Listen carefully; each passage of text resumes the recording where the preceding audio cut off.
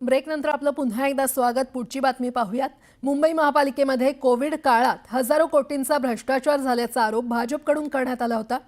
तर कथित भ्रष्टाचाराची 4 प्रकरणं न्यायालयामध्ये आहेत। पण यापैकी काही प्रकरणात महापालिका प्रशासनाने अधिकारी आणि कर्मचाऱ्यांची पाठराखण केली आहे। तसंच कारवाई न करण्याचं पत्र मुंबई महापालिका आयुक्तांनी आर्थिक गुन्हे शाखेला दिलंय।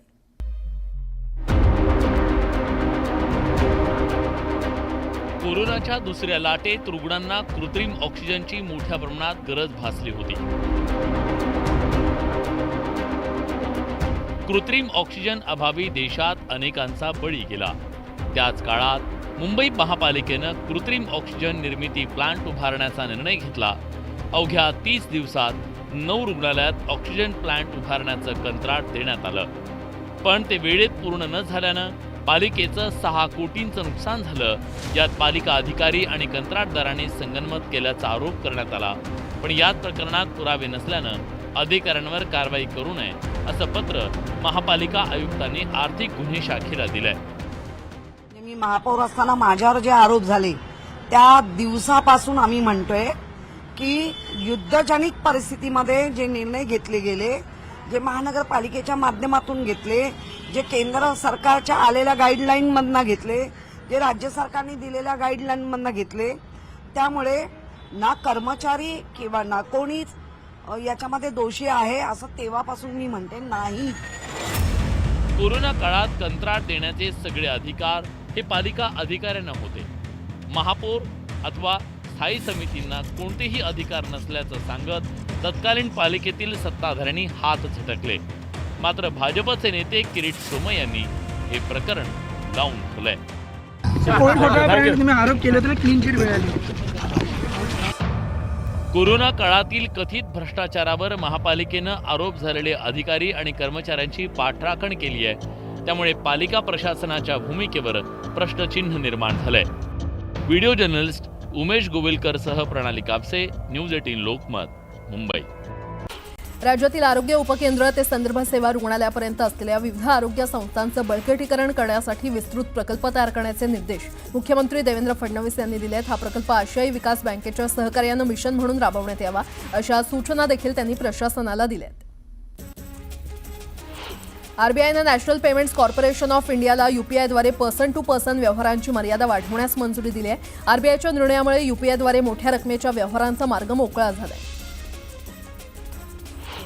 कोणतीही बदली आमदारांच्या शिफारसीनं किंवा मंत्रालयात येऊन होणार नाही, ती गुणवत्तेनुसारच होईल असा इशारा महसूल मंत्री चंद्रशेखर बावनकुळे यांनी दिलाय। बावनकुळे यांनी राज्यातील उपविभागीय अधिकारी, प्रांताधिकारी आणि तहसीलदारांची बैठक घेतली। यावेळी त्यांनी हे वक्तव्य केलं। मोजणी नसल्यानं गुंठेवारी जागांची खरेदी विक्री होत नाही। ज्यांची जागा आहे त्यांना पालिका बांधकाम परवाना देत नाही। ही बाब शहराच्या विकासात बाधा आणणारी असल्यानं सोलापुरात गुंठेवारीला परवानगी देण्यात आली आहे। महसूल मंत्री चंद्रशेखर बावनकुळे यांनी या संदर्भातील आदेश जिल्हाधिकाऱ्यांना दिले।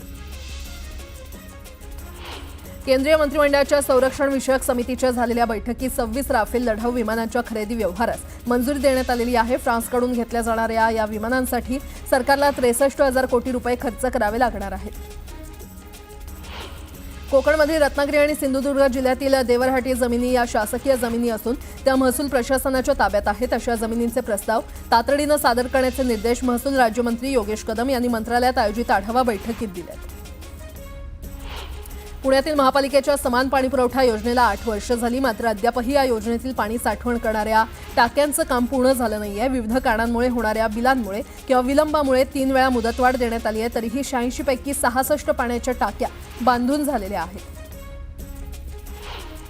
सध्याच्या कडक उन्हाळ्यात पुणेकरांना सुखावणारी बातमी आहे ती म्हणजे पावसाळ्यापर्यंत शहरात पाणी कपात होणार नाहीये। 15 जुलैपर्यंत पुरेल इतका पाणीसाठा धरणात असून गेल्या वर्षीपेक्षा यंदा खडकवासला धरण साखळीमध्ये 2% पाणी अधिक आहे। पुरंदर आंतरराष्ट्रीय विमानतळासाठी करण्यात येणाऱ्या भूसंपादनासाठी बाधित शेतकऱ्यांबरोबर संवाद साधण्याची प्रक्रिया सुरू करण्यात आलेली आहे। येत्या 6 महिन्यात संपूर्ण भूसंपादन प्रक्रिया पूर्ण करण्यात येणार आहे असा विश्वास जिल्हाधिकारी जितेंद्र डुडी यांनी बुधवारी व्यक्त केला।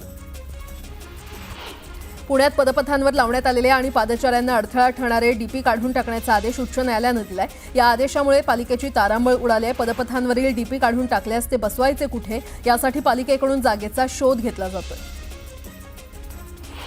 मुंबई महानगरपालिकेच्या ए विभागातील साबू सिद्दीक मार्ग ते कर्नाक बंदर पुलापर्यंतच्या रस्त्यावर अतिक्रमण केलेल्या सुमारे 25 दुकानांवर महानगरपालिकेनं निष्कासनाची कारवाई केली आहे. मुख्य डाक कार्यालय आणि सेंट जॉर्ज रुग्णालय परिसरात वाढीव जागा व्यापून अतिक्रमण केलेली दुकानं आणि फेरीवाल्यांवर देखील निष्कासन आणि जप्तीची कारवाई करण्यात आली आहे. आरएमसी प्रकल्पातून तयार मिश्रण वाहून नेणाऱ्या वाहनांची संख्या वाढवण्यात यावी याबाबत आवश्यक कार्यवाही करण्याच्या सूचना अतिरिक्त महानगरपालिका आयुक्त अभिजित बांगर यांनी यंत्रणांना दिल्यात. सध्या सुरू असलेली रस्त्यांची कामं कोणत्याही परिस्थितीमध्ये 31 मे पर्यंत पूर्ण होणं गरजेचं असल्याचं देखील त्यांनी नमूद केलं. बदलापूर येथील लैंगिक अत्याचाराच्या घटनेच्या पार्श्वभूमीवर शाळकरी मुलांच्या सुरक्षिततेच्या दृष्टीनं शिफारसी सुचवणाऱ्या 2 निवृत्त न्यायमूर्तींच्या अध्यक्षतेखालील विशेष समितीनं सादर केलेल्या अहवालावर राज्य सरकारनं अद्याप काहीच निर्णय घेतला नसल्यानं उच्च न्यायालयानं संताप व्यक्त केलाय. या शिफारसीवरून त्याची अंमलबजावणी करण्यासाठी बदलापूरसारखी घटना घडण्याची वाट पाहत आहात का? अशा घटना रोखण्यासाठी सरकार खरंच गंभीर आहे का? असा उद्विग्न प्रश्न देखील न्यायालयानं सरकारला केला. एल्फिन्स्टन येथील पूर्वेकडून पश्चिमेकडे जाणारा पूल तोडण्याचं काम लवकरच सुरू होणार आहे. प्रभादेवी स्टेशनच्या पश्चिमेकडून पूर्वेला सेंट्रल रेल्वे वर्कशॉपपर्यंत पादचारी पूल तयार होत नाही तोपर्यंत हा पूल तोडण्यात येऊ नये असं खासदार अरविंद सावंत यांनी पालिका आयुक्तांना पत्र दिलंय. घरगुती सिलेंडर पेट्रोल डिझेलमध्ये झालेली दरवाढ विरोधात ठाकरे गट आक्रमक झाला. विक्रोळीत ठाकरे गटाकडून केंद्र सरकारची तिरडी यात्रा काढण्यात आली. यात आमदार सुनील राऊत यांनी देखील सहभाग घेतला. मुंब्रा रेल्वे स्थानकाजवळ रेल्वे रुळालगत आग लागली होती. 5 आणि 6 रेल्वे ट्रॅकला लागूनच ही आग लागल्यानं रेल्वे गाड्या धीम्या गतीनं जात होत्या. सध्या ही आग आटोक्यात आणली असून ही आग लावली की लागली याबद्दल अस्पष्टता आहे. अजित पवारांनी आमदार अण्णा बनसोडेंना भर सभेत कानपिचक्या दिल्यात. पद मिळालंय तर पदाची गरिमा राखा, नागरिकांसाठी काम करा असा दम अजितदादांनी अण्णा बनसोडेंना भरलाय. बदलापुरात शाळेत घडलेल्या घटनेनंतर विद्यार्थ्यांच्या सुरक्षेसाठी सीसीटीव्ही यंत्रणा बसवण्यासाठी सुरक्षा रक्षकांची देखील नेमणूक करण्यात येते. याच अनुषंगाने ठाणे महापालिका प्रशासनाच्या 129 शाळांमध्ये 950 सीसीटीव्ही यंत्रणा बसवण्यात येणार आहेत आणि त्यासाठीची निविदा प्रक्रिया देखील राबवण्यात आली आहे. राज्यातील 10वी आणि 12वीच्या विद्यार्थ्यांचे सवलतीच्या क्रीडा गुणांचे अर्ज यंदा आपले सरकार या संकेतस्थळावरून भरण्यात आलेत. मात्र या अर्जासाठी शुल्क आकारणी करण्यात येते आणि त्यामुळे क्रीडा गुणांसाठी 2 स्वतंत्र शुल्कांचा भार विद्यार्थी, शाळा, महाविद्यालय आणि शिक्षकांवर पडतोय. खासगी अनुदानित शिक्षण संस्थांमधील शिपायांची पदभरती बंद केल्यानं राज्यातील खासगी संस्थांमधील तब्बल 25,000 जागा कायमच्या रद्द झाल्यात. तर दुसरीकडे शिक्षकेतर कर्मचाऱ्यांच्या 6,000 जागा भरल्या जाणार असून त्यासंबंधीचा शासन निर्णय निघालाय. सावित्रीबाई फुले पुणे विद्यापीठातर्फे विद्यार्थ्यांना दिल्या जाणाऱ्या शिष्यवृत्ती योजनांचं स्वरूप बदलण्यात आलंय. आता त्याला अर्थसहाय्याचं स्वरूप देण्यात आलं असून एकूण 6 अर्थसहाय्य योजनांसाठी पदवीपूर्व आणि पदव्युत्तर पदवी स्तरावरील एकूण 3,000हून अधिक विद्यार्थ्यांची निवड करण्यात आली आहे. या विद्यार्थ्यांना योजनेनुसार 2 ते 18,000 रुपयांपर्यंतची रक्कम मिळणार आहे. पुणे शहरात गेल्या काही दिवसांपासून कमाल आणि किमान तापमानात सातत्यानं वाढ होत आहे. कमाल तापमान 41 अंश तर किमान तापमान 26 अंशांपर्यंत स्थिरावलेलं आहे. पुढील काही दिवस कमाल आणि किमान तापमानामध्ये फारसा बदल होणार नसल्याची शक्यता भारतीय हवामानशास्त्र विभागानं वर्तवली आहे. मुंबईमध्ये व्यवसाय कार्यालयाच्या ठिकाणी किंवा गृहनिर्माण सोसायटीमध्ये किमान 25 किंवा त्याहून अधिक वाहन मालकांनी शिबिर आयोजित करून एकत्रित नोंदणी केल्यास कोणतंही अतिरिक्त शुल्क न आकारता उच्च सुरक्षा नोंदणी क्रमांक पाटी बसवण्यात येणार आहे. ही पाटी बसवण्यासाठी होम फिटमेंट सर्व्हिस या पर्यायाचा वापर केल्यास त्यांना अतिरिक्त शुल्काचा भरणा करावा लागणार आहे. राज्यातील ऊस उत्पादक शेतकऱ्यांना एफआरपीची रक्कम देण्यास टाळाटाळ करणाऱ्या 15 साखर कारखान्यांना जप्तीची नोटीस देण्यात आली आहे.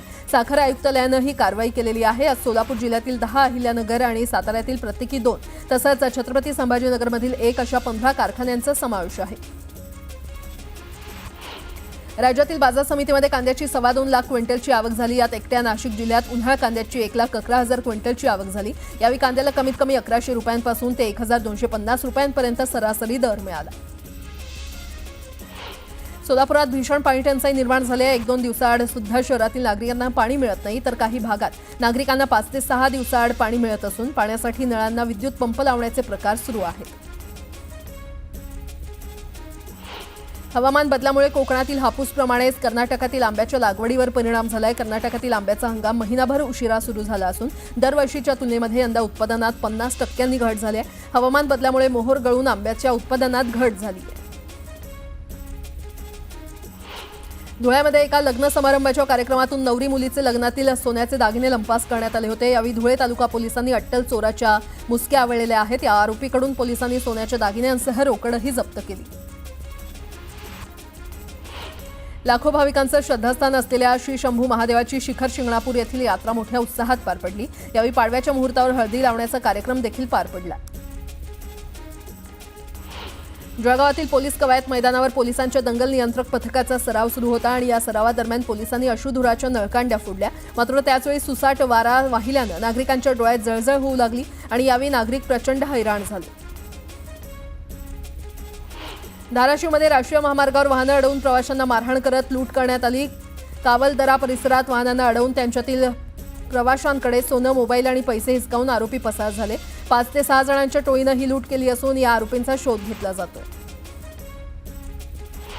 धाराशिव ड्रग्ज प्रकरणात माझा मुलगा किंवा सख्खा भाऊ जरी असला तरी कारवाई करा. मला कुणाला वाचवायचं असतं तर मी लोकसभेत प्रश्न उपस्थितच केला नसता, असं स्पष्टीकरण आमदार ओमराजे निंबाळकर यांनी दिलंय.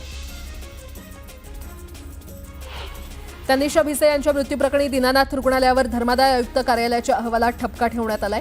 स्त्रीरोग तज्ज्ञ डॉक्टर सुश्रुत घैसास यांना दोषी ठरवण्यात आलेलं आहे. यापूर्वीच्या आरोग्य विभागाच्या चौकशीत प्रथमदर्शनी घैसास यांना दोषी ठरवण्यात आलं होतं. दरम्यान या समित्यांचा अहवाल राज्य सरकारला सादर करण्यात आलाय. दीनानाथ मंगेशकर रुग्णालयामध्ये गर्भवतीला अनामत रक्कम मागितल्याचं समोर आल्यानंतर आता पिंपरी चिंचवड महापालिकेनं शहरातील 650 खासगी रुग्णालयांना नोटीस बजावली आहे. यापुढे कोणत्याच रुग्णालयानं रुग्णाकडून अनामत रकमेची मागणी करू नये, तसंच मागणी केल्यास परवाना रद्द करण्यात येईल असा इशारा देण्यात आला आहे. पुण्यात एप्रिल 2024 ते मार्च 2025 या कालावधीमध्ये 70 माता मृत्यू झालेले आहेत. त्यात महापालिका क्षेत्रातील रहिवासी 26 माता असून महापालिकेबाहेरील 25 तर इतर जिल्ह्यातील 19 माता आहेत. विशेष म्हणजे एकूण माता मृत्यूंपैकी 52 मृत्यू हे दारिद्र्य रेषेच्या वर असलेल्या कुटुंबातील आहेत. लातूरमधून ड्रग्ज तस्करीचा पर्दाफाश करण्यात आला. इथून 17 कोटींचं ड्रग्ज जप्त करण्यात आलंय. तसंच ड्रग्ज तस्करी प्रकरणी 7 आरोपींना अटक करण्यात आली आहे. मुंब्रा रेल्वे स्थानकाजवळ रेल्वे रुळालगत आग लागली होती. 5 आणि 6 रेल्वे ट्रॅकला लागूनच ही आग लागल्यानं रेल्वे गाड्या धीम्या गतीनं जात होत्या. सध्या ही आग आटोक्यात आणली असून ही आग लावली की लागली याबाबत अस्पष्टता आहे. जातनिहाय जनगणनेची आक्रमक मागणी करताना राहुल गांधींनी पंतप्रधान मोदींची आणि राष्ट्रीय स्वयंसेवक संघाची जोरदार खिल्ली उडवली. अमेरिकेच्या शुल्क आकारणीमुळे गंभीर आर्थिक संकट येणार असल्याचा इशारा देखील यावेळी राहुल गांधी यांनी दिला.